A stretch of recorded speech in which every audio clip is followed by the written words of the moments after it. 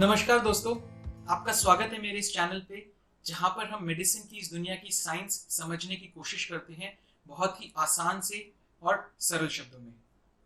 तो आज का हमारा विषय रहेगा कोविड 19 इन्फेक्शन की सेकेंड पीक और उसके लिए हम लोग क्या कर सकते हैं। आजकल ये चर्चा बहुत कॉमन हो गई है लोगों के बीच में, जो लोग ये बोल रहे हैं कि कोरोना वायरस दोबारा वापस आ गया है, कोरोना वायरस की इन्फेक्शन की सेकेंड पीक आ रही है, कोरोना वायरस इज रिटर्निंग। लोग परेशान हैं, लोग वरिड है इसको लेके। लेकिन हमें ये याद रखना बहुत जरूरी है कि कोरोना वायरस इन्फेक्शन कभी गया ही नहीं था। वो हमेशा से सोसाइटी में था और है। हमेशा मतलब जब से आया है तब से है, वो कभी भी खत्म नहीं हुआ था। खतरा मतलब टला नहीं था। इसको समझने के लिए हम लोग एक अलग डिजीज का नाम लेते हैं, एक अलग तरह के इन्फेक्शन का अंडरस्टैंडिंग करते हैं, जो कि है ट्यूबरकुलोसिस, या जिसको हम इजीली बोलते हैं टीबी की बीमारी। हमारी गवर्नमेंट ने और बहुत से अदर देशों की गवर्नमेंट्स ने बहुत सारे प्रोटोकॉल्स लिए हुए हैं, जैसे कि वैक्सीनेशन टीबी के अगेंस्ट। सबसे पहले बच्चे को वैक्सीनेशन दिया जाता है, स्ट्रिक्ट प्रोटोकॉल है हमारी गवर्नमेंट के द्वारा। हमारी गवर्नमेंट ने डॉट सेंटर, ट्रीटमेंट सेंटर बनाए हुए हैं ट्यूबरकुलोसिस के लिए। उसकी स्ट्रिक्ट मॉनिटरिंग होती है, पेशेंट्स का फॉलोअप होता है। हमने ये स्ट्रिक्ट प्रोसीजर्स बनाए हुए हैं, लेकिन ट्यूबरकुलोसिस फिर भी सोसाइटी में एग्जिस्ट कर रहा है। इसका रीजन है कि आज तक एक्टिव केसेस ट्यूबरकुलोसिस के जीरो नहीं हुए हैं। इसका इंपॉर्टेंस या महत्व क्या है? क्योंकि अगर एक्टिव केसेस हमारे थोड़े टाइम के लिए जीरो हो जाएंगे, एक समय तक जीरो केसेस रहेंगे जो ट्यूबरकुलोसिस के होंगे, तभी हम इस डिजीज को कंप्लीटली रिमूव कर पाएंगे इस सोसाइटी से, जो कि ट्यूबरकुलोसिस के केस में अभी तक अचीव नहीं हो पाया है। एंड सेम कोरोना वायरस के लिए लागू होता है कि कोरोना वायरस में भी हमें एक्टिव केसेस जीरो करने पड़ेंगे, और जब ये केसेस थोड़े समय के लिए जीरो हो जाएंगे तभी हम शांति की सांस ले सकते हैं, तभी हम बोल सकते हैं कि कोविड 19 या कोरोना वायरस खत्म हो गया है।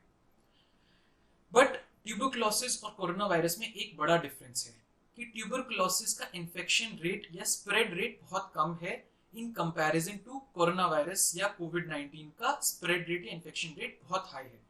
इसका मतलब क्या है कि अगर आप एक टीबी के पेशेंट से मिलते हैं तो आपको टीबी होने के चांसेस कम है, लेकिन अगर सेम जगह पे आप एक कोविड 19 पॉजिटिव पेशेंट से मिलते हैं तो उससे कोविड 19 होने के चांसेस बहुत ज्यादा हैं। इसका मतलब है कोविड 19 स्प्रेड बहुत जल्दी होता है, लोगों को पकड़ता बहुत जल्दी है। ये एक वायरस की इन्फेक्शन की एक अपनी नेचर होती है। बट अगेन पॉइंट ये है कि हम लोग इस कोरोना वायरस या कोविड 19 इन्फेक्शन को कंट्रोल करने के लिए क्या कर सकते हैं, या फिर ये कैसे कंट्रोल में आएगा, इसके क्या रूल्स हैं, क्या हम कर सकते हैं जिससे कि ये कंट्रोल में आ जाए। तो हम इसके कंट्रोल को दो बड़े भागों में बांटते हैं। सबसे पहला इंपॉर्टेंट भाग है कि अगर ये कोरोना वायरस का इन्फेक्शन कम हो जाए, वीक हो जाए, इसका मतलब है वायरस की स्ट्रेंथ वीक हो जाए, जो इन्फेक्शन कर रहा है वायरस उसकी स्ट्रेंथ वीक हो जाएगी, तो वो सिम्टम्स कम कॉज करेगा, उसकी फेटेलिटी कम होगी, उससे लोग ज्यादा बीमार नहीं होंगे और एक वो कॉमन फ्लू बन जाएगा। इसका मतलब है कि अगर वो एग्जिस्ट भी करेगा सोसाइटी में तो वो इतना माइल्डली एग्जिस्ट करेगा कि खांसी जुकाम हुई और लोग ठीक हो गए, तो उससे लोगों को फर्क भी नहीं पड़ेगा और ये माना जाएगा कि हाँ कोविड 19 कंट्रोल हो चुका है। लेकिन ये चीज हमारे कंट्रोल में नहीं है, ये वायरस की नेचर है, इसमें नेचर का बहुत बड़ा रोल है, हमारा कोई रोल नहीं है। तो जिस चीज में हमारा कोई रोल नहीं है हमें उसके बारे में ज्यादा नहीं सोचना चाहिए, ये हमने समझ लिया बस।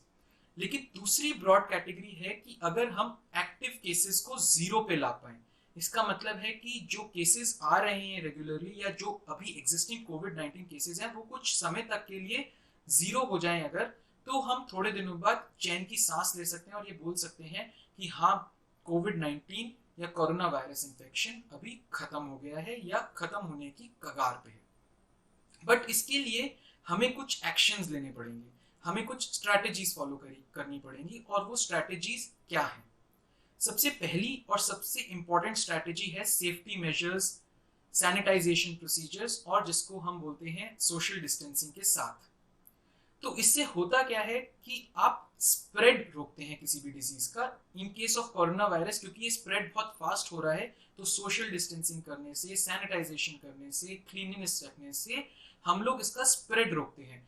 क्योंकि अगर कल आए हुए केसेस आज आए हुए केसेस से कम होंगे और परसों आए हुए केसेस कल के केसेस से कम होंगे, तो धीरे धीरे नंबर ऑफ केसेस कम होते चले जाएंगे और जैसे जैसे नंबर ऑफ केसेस कम होते चले जाएंगे हम एक स्टेज पे पहुंचेंगे जहां पर कि नए केसेस नहीं आ रहे हैं, कम आ रहे हैं, और फिर फाइनली जाके एक्टिव केसेस 0 होंगे। हमारा दूसरा स्टेप रहेगा कि कोविड-19 पॉजिटिव पेशेंट को कोविड-19 नेगेटिव जल्दी से जल्दी कन्वर्ट किया जाए, उसको प्रॉपर सिम्टोमेटिक ट्रीटमेंट दी जाए। तो इसके लिए इम्पॉर्टेंट है कि ट्रीटमेंट प्रोटोकॉल अच्छी तरह फॉलो हो। डॉक्टर्स अभी फॉलो कर रहे हैं, लेकिन हमारे पेशेंट के ऊपर भी रिस्पॉन्सिबिलिटी है, हम रिपोर्ट करें डॉक्टर्स के पास और उसकी ट्रीटमेंट ले जो भी अवेलेबल है, जिससे कि हम नेगेटिव जल्दी हो जाए। अगर किसी को कोविड-19 पॉजिटिव है तो वो जल्दी नेगेटिव हो जाए। इसका क्या कारण है? क्योंकि अगर एक दिन में कुछ कोविड पॉजिटिव पेशेंट्स आ रहे हैं और जो कोविड पॉजिटिव है वो कोविड-19 नेगेटिव हो रहे हैं उस दिन में, तो अगर कोविड-19 जो नेगेटिव हो रहे हैं उस दिन में वो ज्यादा है और कोविड-19 पॉजिटिव जो नए आ रहे हैं वो कम है, तो इसका मतलब सीधा सीधा मैथ्स है कि नेगेटिव ज्यादा हो रहे हैं एक दिन में, पॉजिटिव कम हो रहे हैं। तो धीरे धीरे आपका रेशियो कम होता चले जाएगा और नंबर ऑफ एक्टिव केसेस कम होते चले जाएंगे, घटते चले जाएंगे। तीसरा प्रोसीजर है आइसोलेशन, सेल्फ आइसोलेशन या hospital isolation of covid positive patients. ये क्यों जरूरी है? क्योंकि ये अगेन स्प्रेड में रोकता है, क्योंकि कोविड-19 स्प्रेड होगा कोविड-19 पॉजिटिव पेशेंट से। तो अगर कोविड-19 पॉजिटिव पेशेंट अपने आप को प्रॉपरली आइसोलेट करेगा एंड ये एंश्योर करेगा कि उसके द्वारा किसी और को कोविड ना हो, तो हम इन्फेक्शन ऑटोमेटिकली उसका कम कर सकते हैं। इसके लिए बहुत सारी चीजें कर सकते हैं। हम रेगुलर टेस्ट कराएं, फ्री में जो टेस्ट गवर्नमेंट ऑर्गेनाइज कर रही है उसमें जाएं, कैंप्स कराएं, कोई भी सिम्टम्स हो उसको रिपोर्ट करें, ताकि हमें पता चले कि हम कैरियर तो नहीं है। इसका मतलब है हमें कोई बीमारी नहीं हो रही है, लेकिन हम पॉजिटिव कैरियर हैं, फैलाए जा रहे हैं। तो हमें प्रॉपर आइसोलेशन करनी है, आइडेंटिफाई करना है, टेस्टिंग करानी है और आइडेंटिफाई करना है और आइसोलेशन करना है, अगर हमें पता चल जाए कि हाँ कोई भी कोविड-19 पॉजिटिव है। चौथा प्रोसीजर है वैक्सीनेशन। वैक्सीनेशन से होता क्या है? एक वायरस का स्प्रेड रुकता है। इसको एक्सप्लेन करते हैं कि होता क्या है कि अगर एक लाख लोगों की पॉपुलेशन है जो जिनको वैक्सीन नहीं मिला हुआ है, तो उनमें से नॉर्मल सिनेरियो में 1 से 2% लोगों को कोविड-19 होने के चांसेस हैं। लेकिन यही सेम 1 से 2% हो गया 1000 से 2000 लोग। लेकिन यही सेम पॉपुलेशन में अगर 1 लाख लोगों को वैक्सीनेशन मिल जाए, तो उस केस में केसेस होने के चांसेस ओनली 0.2 या 0.3% रह जाते हैं। इसका मतलब है 1 लाख की पॉपुलेशन जिसमें वैक्सीनेशन लगा हुआ है, उसमें से केवल 200 से 600 लोगों को कोविड होने के चांसेस हैं। तो ऑटोमेटिकली आप देखेंगे कहाँ 1000 2000 और कहाँ 200 और 600, तो ऑटोमेटिकली इन्फेक्शन स्प्रेड कम हो जाता है वैक्सीनेशन मिलने से। हमारा फिफ्थ स्ट्रैटेजी है, अगर कोई मेडिसिन मिल जाए, कोई एंटीबायोटिक मिल जाए जो कोरोना वायरस इन्फेक्शन को या कोरोना वायरस को बीट कर सके, उसको खत्म कर सके बॉडी में से, तो उससे होगा क्या कि कोविड-19 पॉजिटिव पेशेंट बहुत ही जल्दी कोविड-19 नेगेटिव हो जाएगा, क्योंकि उसके लिए प्रॉपर इलाज मिल चुका है, एक एंटीबायोटिक मिल चुकी है। लेकिन अनफॉर्चुनेटली अभी तक कोई ऐसी एंटीबायोटिक है नहीं जो कोरोना वायरस इन्फेक्शन को किल करे, और वायरस के लिए एक एंटीबायोटिक डेवलप करना एक बहुत बड़ा चैलेंज होता है। तो इसीलिए, और जनरली एग्जिस्ट भी नहीं करती हैं, तो इस चीज को हमें साइड ट्रैक रखना पड़ेगा, क्योंकि ये हमारे कंट्रोल में अभी तक नहीं है। कोई ऐसा एंटीबायोटिक या मेडिसिन नहीं है जो कोरोना वायरस इन्फेक्शन को या कोरोना वायरस को किल कर सके। हमारा छठा मेथड है हर्ड इम्यूनिटी।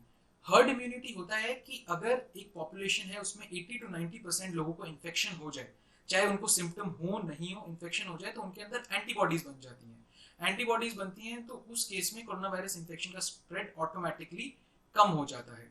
वैक्सीनेशन भी अल्टीमेटली यही अचीव करता है कि एंटीबॉडीज डेवलप करवा देता है विदाउट इन्फेक्शन करे हुए। बट हर्ड इम्यूनिटी में नेचर का मैकेनिज्म है कि इन्फेक्शन करके एंटीबॉडीज डेवलप हो जाती हैं। बट हर्ड इम्यूनिटी के साथ दो चैलेंजेस हैं। पहला चैलेंज है कि अगर कोरोना वायरस इन्फेक्शन ने अपना स्ट्रेन बदल लिया या उसमें म्यूटेशन हो गई। म्यूटेशन हो गई का मतलब है कि अगर उसने फॉर्म बदल लिया, उसका स्ट्रेन अलग हो गया, जो कि हर्ड इम्यूनिटी के प्रोटोकॉल में नहीं आ रहा है, जिससे कि कोई इम्यूनिटी नहीं मिल रही है, ऐसा स्ट्रेन बन गया, तो उस केस में इन्फेक्शन दोबारा फैलेगा। और दूसरा चैलेंज है उसके साथ कि पॉपुलेशन हमारी बहुत बड़ी है, 1 billion people are there in our population, और इनमें हर्ड इम्यूनिटी अचीव करना बहुत ही मुश्किल काम है। ये नेचर अपना बेस्ट कर सकती है, हमारे कंट्रोल में नहीं है। तो अभी हम इन 6 प्रोटोकॉल्स को अगर देखेंगे जिससे कि हम एक्टिव केसेस 0 ला सकते हैं, तो इनमें से पहले 4, सबसे ऊपर जो पहले 4 हैं, ये हमारे कंट्रोल में है और हमें इनकी तरफ कॉन्सेंट्रेट करना चाहिए। और हमारी गवर्नमेंट और बहुत से अलग देशों की गवर्नमेंट इस 4 स्ट्रैटेजीज के ऊपर बहुत एक्टिवली वर्क कर रहे हैं, बट अल्टीमेट कंट्रोल हम लोगों के ऊपर आता है। वी द पीपल हम बोलते हैं, हम लोगों के हाथ में कंट्रोल है, क्योंकि एग्जीक्यूशन करना हमें है। आखिर एग्जीक्यूट हमें करना है, हमें रिपोर्टिंग करनी है, हमें सोशल डिस्टेंसिंग करनी है, हमें सैनिटाइजेशन करनी है, हमें सेफ्टी मेजर्स रखने हैं। ये तो क्लियर है कि कोरोना वायरस इन्फेक्शन रहने वाला है अगर हम अपने तौर तरीके नहीं बदलते हैं, हम सेफ्टी मेजर्स नहीं बदलते हैं। बट इसके साथ आता है एक रेड अलर्ट। रेड अलर्ट ये है कि अगर एक नया स्ट्रेन, म्यूटेंट स्ट्रेन या नया strain of corona virus infection आ गया जिसके अगेंस्ट जो वैक्सीन दिया गया है इफेक्टिव नहीं हो पाता है, मतलब जो वैक्सीनेशन दिया गया है उससे जो इम्यूनिटी हो रही है, उससे जो एंटीबॉडीज बन रही हैं, वो इस नए स्ट्रेन के अगेंस्ट जो बदल गया है, स्ट्रेन जिसने अपना शेप बदल लिया है, उसके अगेंस्ट अगर वैक्सीन का इफेक्ट 0 हुआ तो कोरोना वायरस दोबारा फैल जाएगा, बहुत बड़े पैमाने में फैल जाएगा। तो इसके लिए हमें क्या करना पड़ेगा? जो हमारा सबसे पहला स्ट्रैटेजी था वो था सोशल डिस्टेंसिंग, सैनिटाइजेशन और सेफ्टी प्रोसीजर्स। ये हमारे हाथ में एक अस्त्र शस्त्र है जिससे कि हम कोरोना वायरस को फाइट कर सकते हैं, और ये हमें मेंटेन रखना है, क्योंकि एक भी पॉजिटिव केस कोरोना वायरस का होगा तो वो आपका एक बड़ा पीक ला सकता है, उस कोरोना वायरस इन्फेक्शन को स्प्रेड कर सकता है। क्योंकि हमारा टारगेट है अल्टीमेटली एब्सोल्यूट 0 अचीव करना, और उसमें से अगर एक भी पेशेंट कोविड-19 पॉजिटिव हुआ तो वो पोटेंशियल रखता है एक बड़ा इन्फेक्शन कॉज करने का, उसका स्प्रेड करने में। तो ultimately we have to realise, हमें ये रियलाइज करना है कि हर एक इंडिविजुअल की ये रिस्पॉन्सिबिलिटी है कि इस कंट्री को बचाए, इस वर्ल्ड को बचाए कोरोना वायरस से। एक एक इंडिविजुअल की रिस्पॉन्सिबिलिटी है, क्योंकि we have to also realise कि कोरोना वायरस इन्फेक्शन फैला तो कुछ लोगों से ही होगा जो पूरी दुनिया में फैल गया, तो अल्टीमेटली आके हमें 0 पे ही रुकना होगा। एक भी हुआ तो हमें प्रॉब्लम हो जाएगी। तो आई होप फ्रेंड्स आपको इस वीडियो से कुछ समझ आया होगा कि कोरोना वायरस इन्फेक्शन को रोकना कितना ज़रूरी है। आप टीवी पे ऑलरेडी देख रहे हैं, बहुत सारी चीज़ें न्यूज़ में देख रहे हैं, इंटरनेट पे देख रहे हैं, बट अगेन ये समझना बहुत ज़रूरी है कि हम ये 4 प्रोसीजर्स फॉलो करें जिससे कि हम एक्टिव केसेस 0 कर लें। और मेरा तो ये मानना है कि आप इसी समय वीडियो देखते हुए ही एक एक्शन तुरंत लें जिससे कि आप कोरोना वायरस का स्प्रेड रोक सकें। आप कुछ ऐसा कर रहे हैं जिससे कि स्प्रेड में हेल्प हो रहा है, या कुछ ऐसा कर रहे हैं जिससे कि आप ये 4 प्रोसीजर्स नहीं फॉलो कर रहे हैं, तो उसको इमीडिएटली इम्प्लीमेंट करिए ताकि हम लोग कोरोना वायरस के अगेंस्ट साथ खड़े होकर लड़ सकें और उसको बिल्कुल खत्म कर सकें सोसाइटी से।